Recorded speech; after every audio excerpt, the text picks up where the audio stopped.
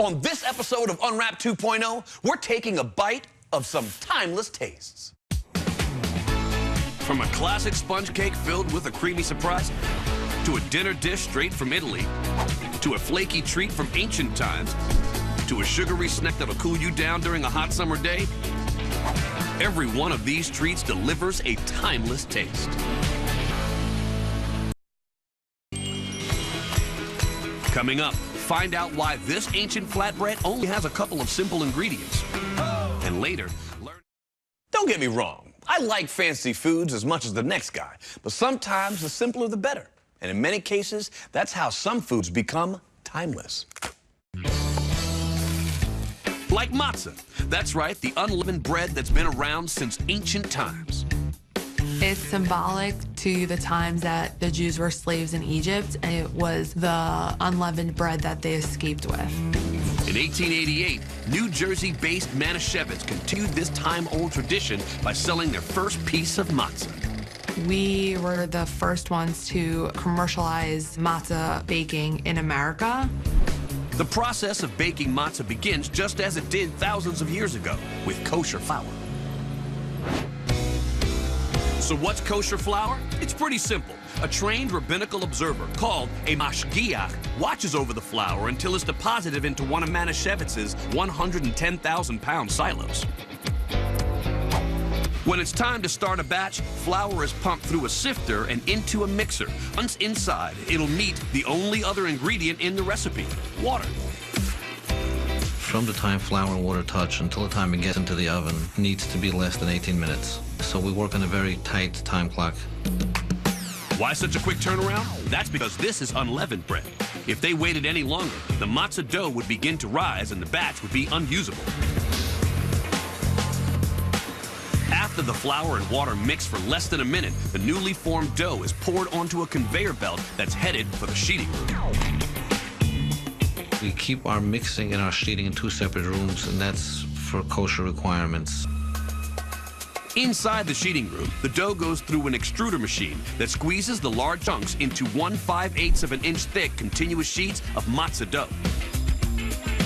But this first squeeze doesn't get the dough thin enough, so they have to continue squeezing the dough down to size using a series of rollers. With each succeeding set of compression rollers, the dough gets milled down thinner and thinner until we have the thickness that we're looking for the matzah. Once the dough reaches the proper 5/8 of an inch thickness, the sheet passes underneath this blade. As it rotates, the blade cuts the continuous sheet into smaller 42-inch pieces. The smaller sections then move towards the lamination machine, which begins layering the dough sheets on top of one another. Layer after layer after layer, the goodness never stops. What happens is when you bake that, it forms ridges and cracks and pockets of air inside the matzah, which give it its crunchy and flaky texture. But matzah is thin, so these layers of dough aren't ready for the oven quite yet. All 7 layers of dough first need to pass through 3 compression rollers. As the dough passes underneath each roller, it becomes thinner and thinner until it's only 1 millimeter thick. If we would take that dough and try to get it from 1/4 of an inch down to a millimeter with one compression roller, it would be a tremendous amount of stress on our machinery. So we do it in stages. Now that the dough has reached its perfect thickness, rotary knives cut it into separate strips. Each sheet of dough passes underneath one of 7 rollers as a conveyor belt moves them towards a docker roller. The docker roller has one job, punching itty-bitty holes in the dough. If you would not punch the holes in the matzah and you just put a piece of dough through the oven, it would kind of act like a pita bread and it would just blow up. And that would be a big no-no for matzah. No no-nos here. The holes also let steam escape, which causes the brown dots that appear on the finished matzah. Filled with holes, the dough travels through another set of rotary blades that slices it into 6-inch by 6-inch square pieces. Now, it's ready for the oven. But first, they need one more check from a mashgiach to ensure that they've been properly docked and that no matzah pieces are overlapping. If there's something touching or overlapping, when you come out of the oven, that part will be raw and not cooked. The matzah travels through 3 zones of a 150-foot oven for about 2 minutes. You might think that's quick, but at nearly 800 degrees, any longer would burn the matzah. Once out of the oven, the matzah travels for 3 minutes down a 300-foot cooling conveyor. That's a football field of nothing but piping hot matzah. Cooled down to 80 degrees, the matzah moved to the packaging area.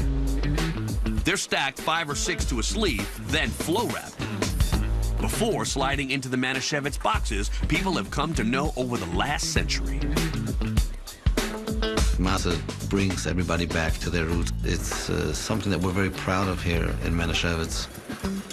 Whether you're enjoying it at your Passover Seder or serving it with a savory spread, Manischewitz matzah is more than just your average cracker. Making a food that touches people's hearts in such an important way is extremely fulfilling. Coming up, learn how